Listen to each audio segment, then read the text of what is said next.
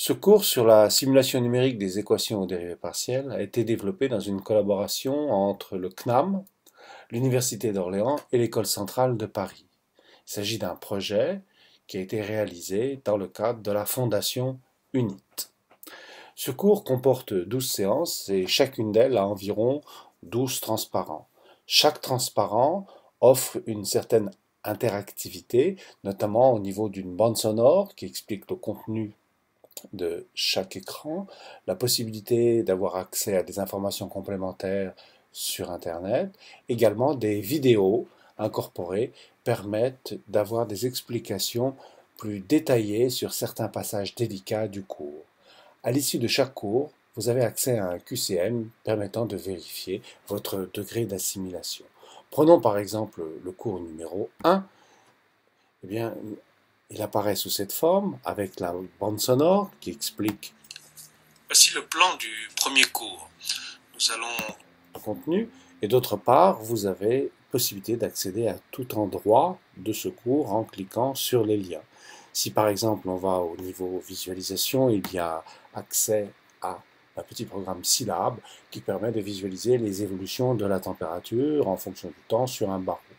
D'ailleurs, ce graphique représente la solution avec une discontinuité sur la condition initiale qui est automatiquement lissée à tout instant strictement positif. Voici comment on accède au programme. Le programme qui est ici, vous avez la possibilité de le modifier comme vous le voulez, de façon à faire des tests, et puis éventuellement de le relancer. Et voici les graphiques qui vous sont proposés. Donc, quand vous revenez au programme initial, après rechargement, vous revenez sur la version qui vous était proposée. Vous avez l'accès, donc, comme nous disions, à des QCM. Par exemple, dans ce cas-là, sur ce premier cours, eh bien, il y a des questions qui vous sont posées. Vous répondez, par exemple, ceci.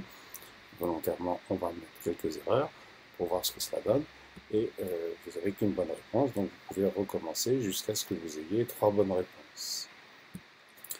Il y a environ 3 questions sur chacun des cours. Vous retournez à l'écran d'accueil, comme ceci, et sur chacun des cours, vous avez aussi des vidéos. Prenons l'exemple de ce cours numéro 12, où il y a une explication sur l'erreur de phase. Vous avez accès à la vidéo que vous pouvez lancer, l'erreur de arrêter, phase dans le schéma rejouer, S3, par exemple, si nous avons étudié. ou vous déplacer, comme vous l'entendez, à tout instant, de façon à vérifier que vous avez bien assimilé tous les contenus. Vous pouvez également d'ailleurs le passer en grand écran si vous le souhaitez, c'est ce que vous obtenez, et revenir à la version initiale, et à tout instant, bien entendu, vous pouvez revenir sur la page d'accueil. Une petite bibliographie vous est proposée, simplement pour compléter les informations qui parfois ne sont pas complètement détaillées.